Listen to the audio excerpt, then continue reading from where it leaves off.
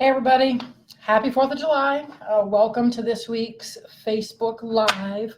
I'm Amy D'Andrea, co-owner of Pet Emergency Education, and this week I want to talk to you about some of the hazards and safety issues that can occur around this holiday. And 4th of July is not just one day anymore. It's basically a week-long celebration in most areas of the country, and people get together and have parties. And 4th of July this year happens to fall on a Thursday, which means there's going to be partying all through the weekend. And in the veterinary world, we see a lot of injuries come out of this holiday where people really a lot of negligence, just people being naive and not realizing that something is hazardous to a dog or cat and pet in general. And really what I want to go through is kind of pick some of the top things that we see in veterinary hospitals, the cases that come in that could be prevented if people know just a little bit more information. And so definitely like our page, share my video today, share with your friends, your family, your colleagues, animal people out there where this could potentially really help. So first thing I want to talk about is, like my hat though, I have to show you my hat. I don't know if you can tell. Very festive. All right. And we got different settings here. Okay, so first one, leave your pets home. I mean, that's really the safest place for them, especially if you can have them confined like in a crate or in a room where it's more soundproof from the outdoors. I know some people that have run a fan in the rooms. It drowns out some of the outside noise in the neighborhood. If you're going to go to a picnic or park or go watch the fireworks somewhere, really it's best if you don't take your dog with you. Even the most well-trained, best behaved dogs can get scared in certain situations. We have to remember that noise from fireworks and large crowds can be something that animals can perceive differently, dogs especially. Dogs that are tolerant of loud noises and fireworks when they're younger could, as they get older, their hearing can change. They hear things differently than we do. A lot of the sounds can be intensified. And for many dogs, they may have never reacted in the past, and then this is the one year something scares them and they take off, or they have a panic attack, or potentially can go into shock and things like that. So again, best to leave your pets home during any type of 4th of July activities. This will be the safest place for them. And of course, when they are home, making sure that they are confined in a space where they can't hurt themselves. Here at Pet Emergency Education, we kind of have a policy not to endorse products because products really can all vary. There isn't always, some products that are great for one person may not be great for another. But this particular product we actually personally use it on our own dog. It's a Thundercoat.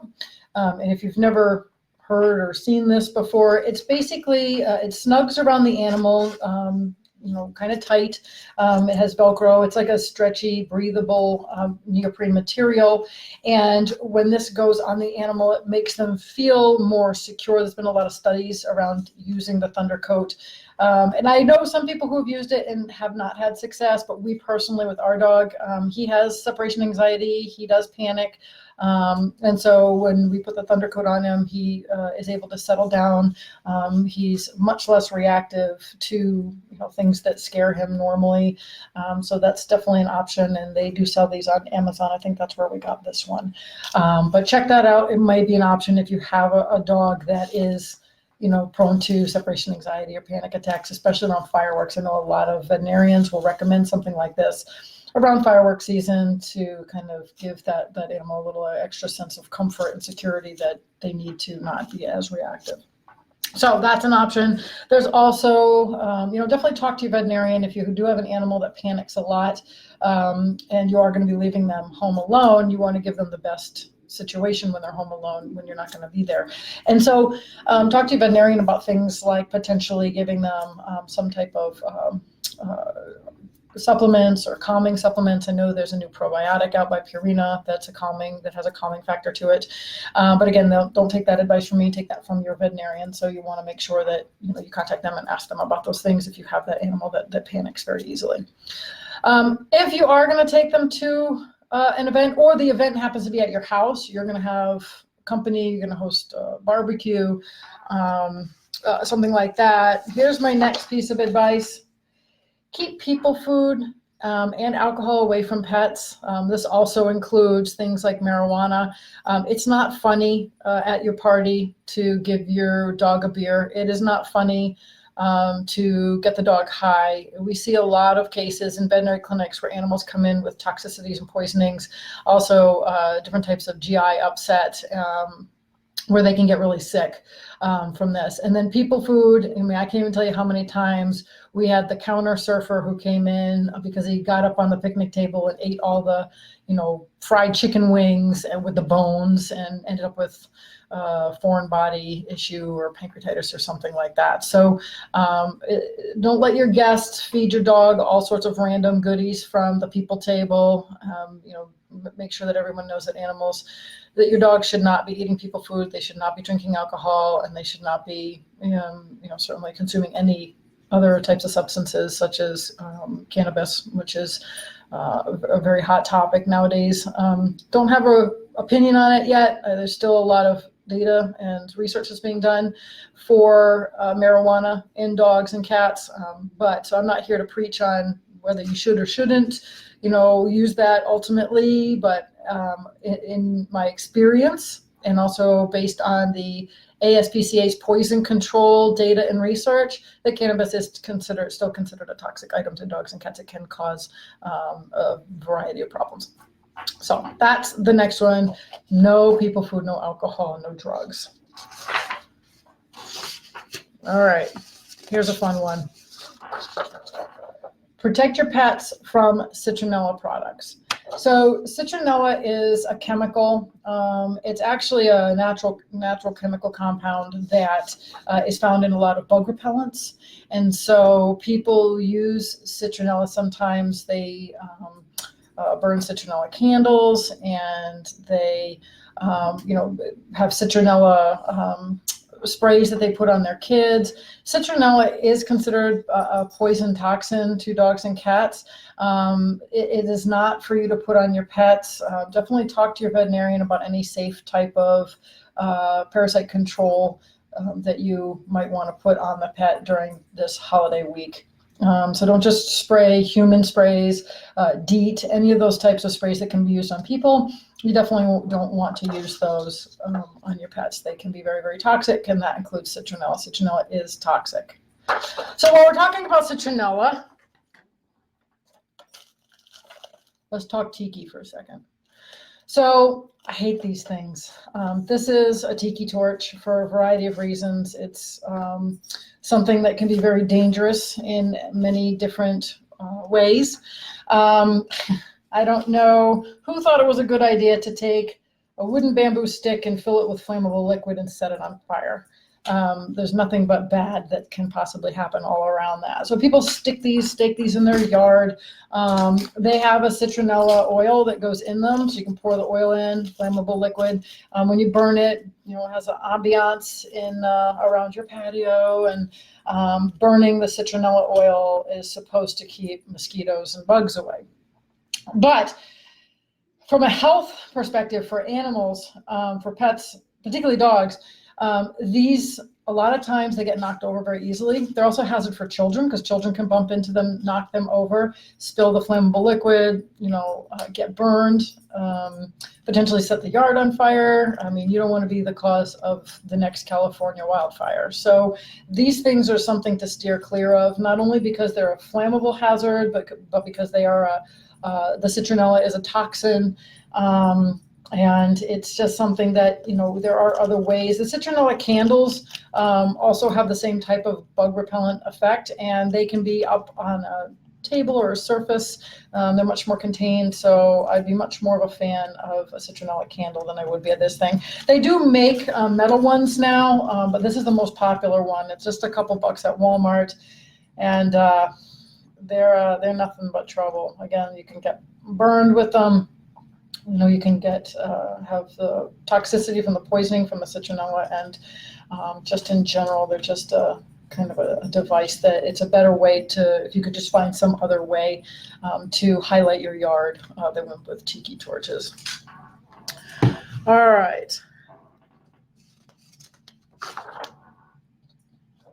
Glow sticks. So these are pretty popular nowadays. They sell them at Walmart. They have, or anywhere. I don't want to, just you can get them at the dollar store. Basically, what they do is it's a plastic casing, like a glow stick or glow jewelry, and it's a plastic casing. It has a liquid inside, and when you crack it or bend it and shake it, it mixes all the liquid up together, and it glows. And it glows for a few hours. And kids, run around with all these, bracelets and necklaces and halos and things on their head. The glow sticks, parents tie them around their kids' neck with a little piece of yarn so they can keep track of where they are. And they're fun, and I bought them for my kids. I honestly don't think there's necessarily anything wrong with glow sticks and glow jewelry in general, as long as you are safe with them and you use it with great discretion. So for dogs and cats, these can be appealing to chew on. So a number of veterinary clinics have seen choking hazards or foreign bodies. What a foreign body is it's when an animal swallows something that's basically not food. It's not something they should be swallowing, and it potentially can get stuck in their intestines. And when that happens, you're looking at a potentially life-threatening situation. Also, the animals can get very sick from it, and it's a very, very expensive surgery. Foreign body surgery is a very expensive surgery that needs to be done to be able to go into their abdomen and take the object out. I know when I worked in emergency medicine, we would see everything from pacifiers to women's underwear to rocks. And it's kind of an interesting thing that dogs really, and I make fun of dogs mostly because that's mostly what I saw in my experience, but dogs they don't know, they kind of just don't have good, preservation skills with them. They'll eat things that are completely hazardous. You don't even know why. Like, why did you eat that? It couldn't have possibly tasted good. It was, rocks in particular, you can't chew them. So when we had to go through an animal that has foreign body surgery, it means the foreign body, the object, can't move through the intestines and be pooped out. So somebody has to go in there and get it, which is a major abdominal surgery, as I just mentioned. So long story short, protect your animal, protect your wallet, and don't let them chew on things that are not approved, appropriate toys and food for a dog or a cat. And that includes glow sticks. Saw a number of animals chew on glow sticks. I don't know if it's something about the glow material. I know the ASPCA does indicate that the glow stick solute, the goo that's in the glow stick that makes them glow, is not necessarily life-threatening, but it is considered a toxin because it does have toxic properties and it can make the animal very sick. But more importantly is the plastic itself. Animals ingesting the plastic, they can perforate an intestine, they can get stuck. And so that's why glow sticks can be a hazard. Now, if your kids or you're just wearing them and having fun at the park or at your party, that's all well and good. Just keep track of them. When you're done using them, throw them in the trash. Put them up where the animals can't get to them. You don't want to end up with an animal that the next morning you're heading to the emergency vet because your animal ate some glow sticks.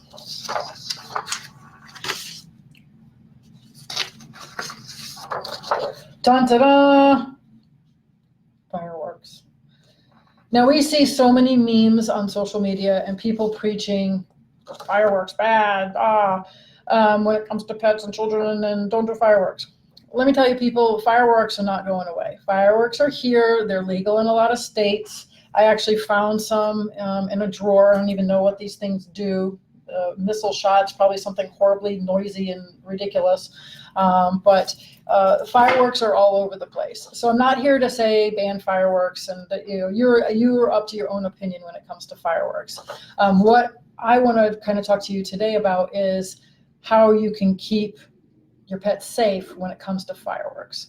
It's kind of interesting. I belong to this community group on Facebook, and it's just kind of like it's not an animal related group. It's a general community group about a variety of things, like where's the best Italian place to eat and stuff like that. There was a guy in there the other day who actually said, let me see if I can find it here.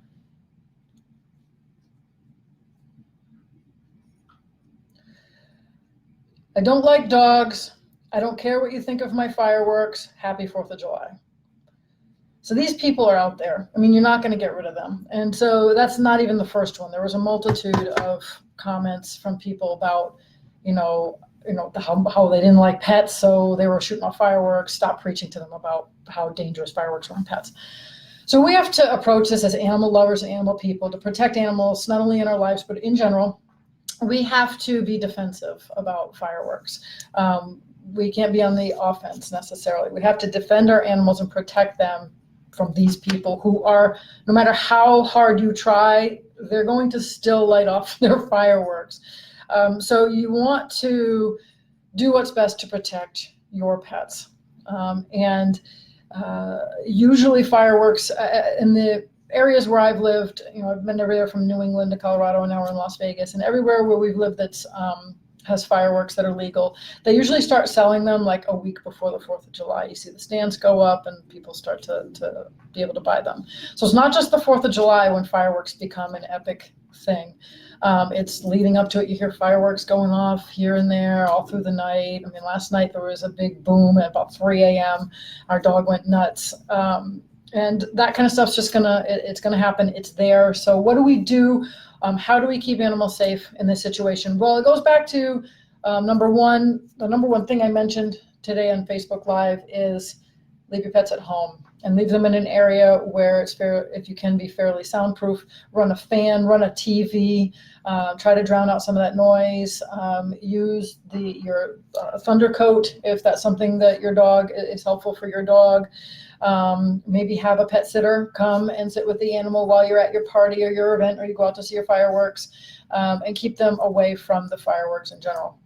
Now, if for whatever reason you do decide to take the animal with you, just use great discretion. I mean, like I mentioned earlier, they hear things differently and more kind of exaggerated than we do. A big sonic boom from a firework, how we hear it, we can only assume that dogs especially hear it worse. And then of course cats get very scared. They can hide, and then you might not be able to find them. They may hide in a place that's you can't get them out of. We had a cat once that came into the clinic. He had gotten into the back of the couch. So he was, during 4th of July, he got really scared and he had clawed his way inside the couch, and that's where he felt secure. It's kind of, he's wrapped up in this very small space and it made him feel safe. Well, the owner had a lot of trouble getting the cat out. It took, I guess he was in there a day or so, and so the cat was dehydrated. He came in an emergency, and so that's just kind of an example of something that had happened, particularly with that I had experienced. I've seen a number of dogs that have panic attacks. We had a dog once that went into shock. He just panicked. It went blue. His body got cold. They came rushing into the clinic. The owners brought him into the clinic, and he did end up surviving. He was okay, but it was just kind of that overwhelming sensation of how scared he was. So again, the best medicine is to keep them home where they're safe and where they're not going to get loose or have any of these particular types of potential hazardous outcomes.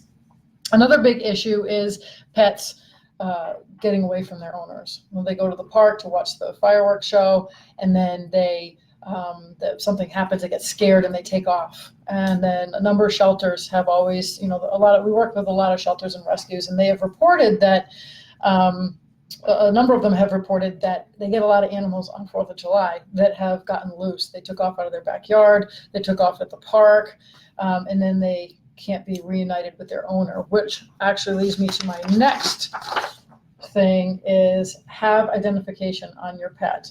So identifying your pet is important because a lot of these shelters and rescues need to be able to find you. Once your pet takes off or is missing, you may be able to go to each of the shelters and try to find them if he or she is picked up.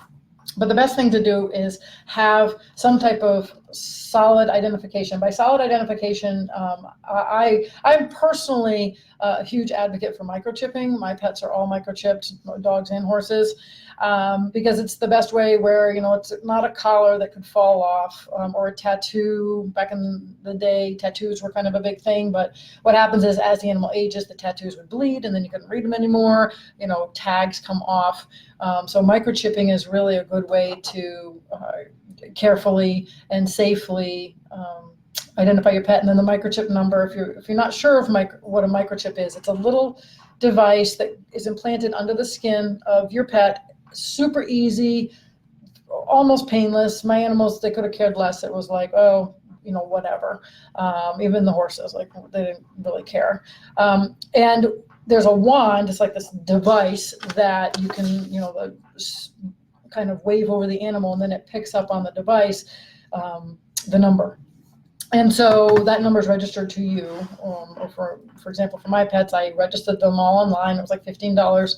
And now if any animal control officer, shelter, rescue scans my animals, if they're missing and they find them, they'll be able to look up that number and see my name, my contact information to get a hold of me right away. So again, I'm a big advocate for microchipping. I've seen it save so many animals' lives, and I've seen it reunite so many animals that normally, the owners may not have been able to find them.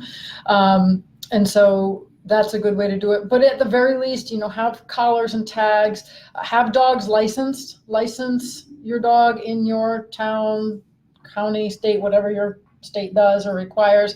My dog is licensed.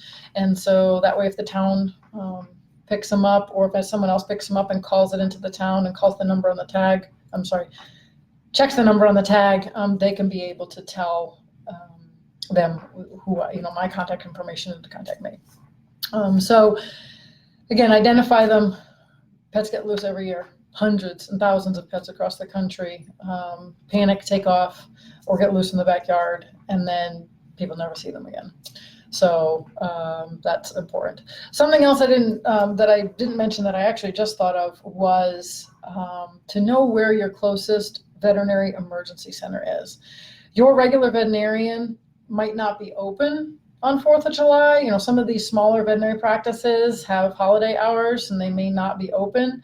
And if something does happen to your pet, you may need to take them to an emergency clinic that is open. Most emergency clinics are 24/7, 365 days a year, and there's always somebody on staff, so they can help you if your regular vet is not available.